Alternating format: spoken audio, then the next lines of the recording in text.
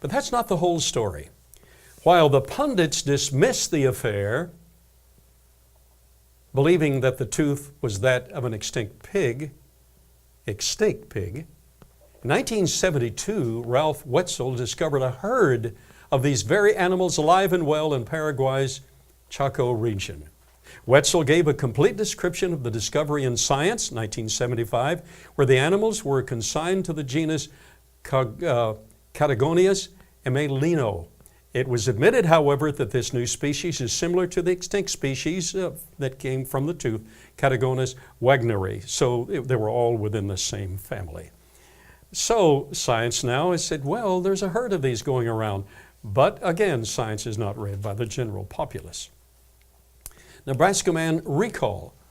So let's get to the technical details. The story of Nebraska Man, technically Hesperopithecus harold-cookii. The pithecus part of the Greek there has to do with ape-like creatures. Hesper has to do with our Western world, so it's the ape man of the Western world. That's what Hesperopithecus means. Harold-cookii, Harold Cook was the geologist who made the discovery. So the ape man of the Western world discovered by geologist Harold Cook. That's what that technical name means. It's most intriguing.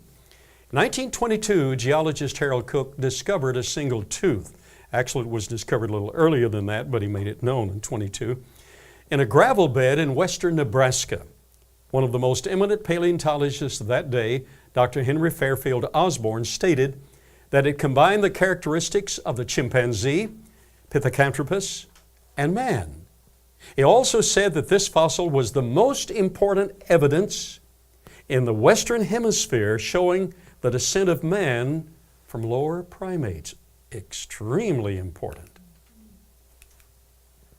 Lively discussion centered on the question as to whether the original owner of the tooth should be designated as an ape-like man or a man-like ape.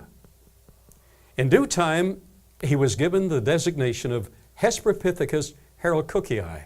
Now, look at me, class. The designation still remains with him in the technical literature. It's a molar. You're going to see it in a moment, the real thing. It's a molar. And apes have to chew nuts and other things, so they need molars. We chew soft wheat, Cheerios, but we have the molars nevertheless to do a little better than that.